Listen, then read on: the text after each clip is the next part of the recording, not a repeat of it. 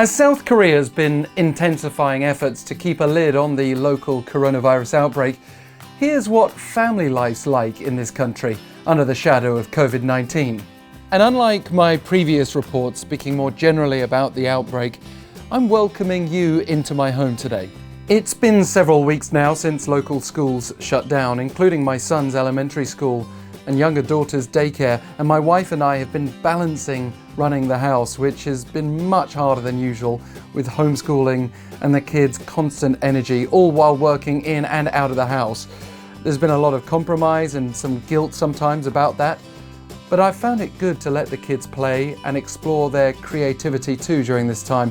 I felt bad at first that they were missing out on so much schoolwork, but I'm hoping we can make up for it later, and they might even benefit from the need to stretch their imaginations for now.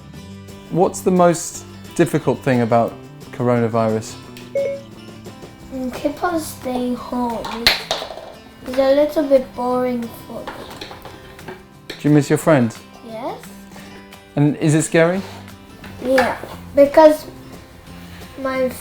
if my family gets sick, I'll be really sad. I don't want our country to be covered by virus. Understand.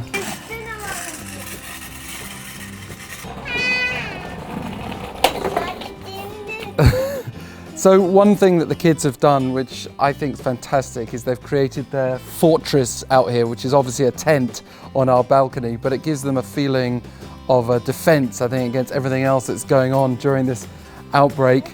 Children, are you having fun? Yeah. I tell you what, shall we take those scooters and go for a walk? Yeah. Where do you want to go? To the Hun River. Hun River? Yeah. All right, let's go.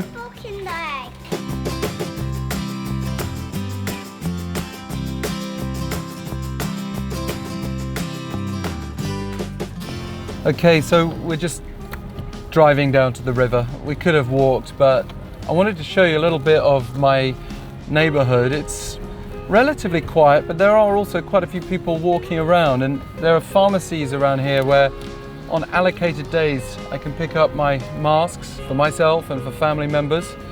Masks like this one here, which is KF94, similar to the N95 masks as they're designated in the United States. But here on the right hand side is a really important place for our neighborhood. That is the biggest university hospital in our area. And outside you will see a row of tents where you would go if you felt you had possible symptoms or you'd been told to get tested.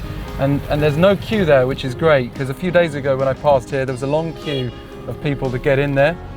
And it looks pretty quiet today, which hopefully is a good sign that people are not feeling symptoms right now.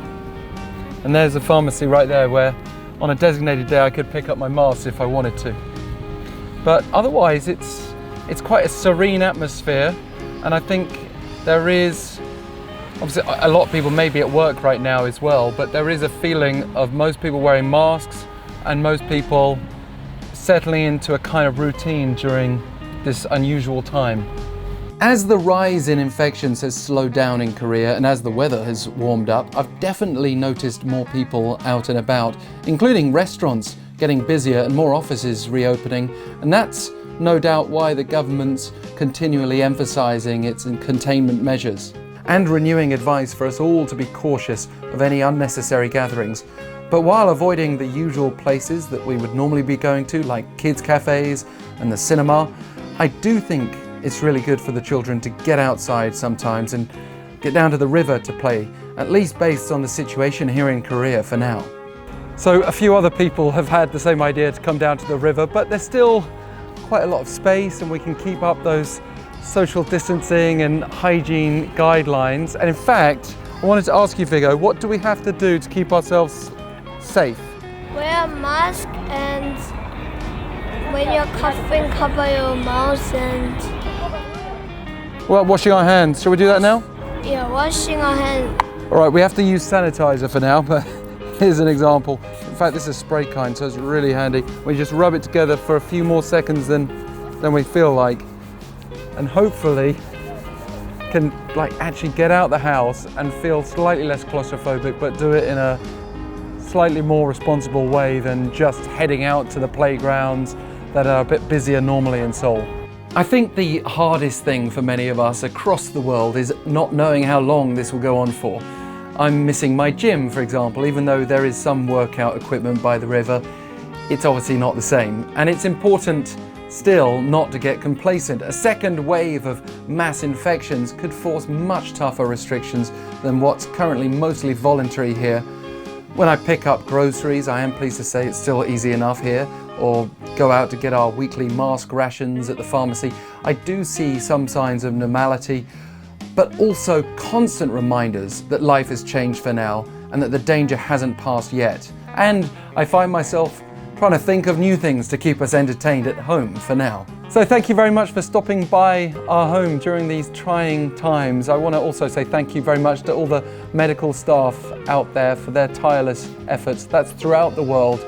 Hopefully with their help and the various officials who are working tirelessly to put a lid on this outbreak, we can look forward to a brighter future pretty soon. Shall we say goodbye to everyone and thank you for watching Korea Now? Bye bye. Thank you. 코로나 바이러스가 뭔지 알아요? 뭔지 몰라요? 까먹었어요. 그럼 안 답답해요 지금?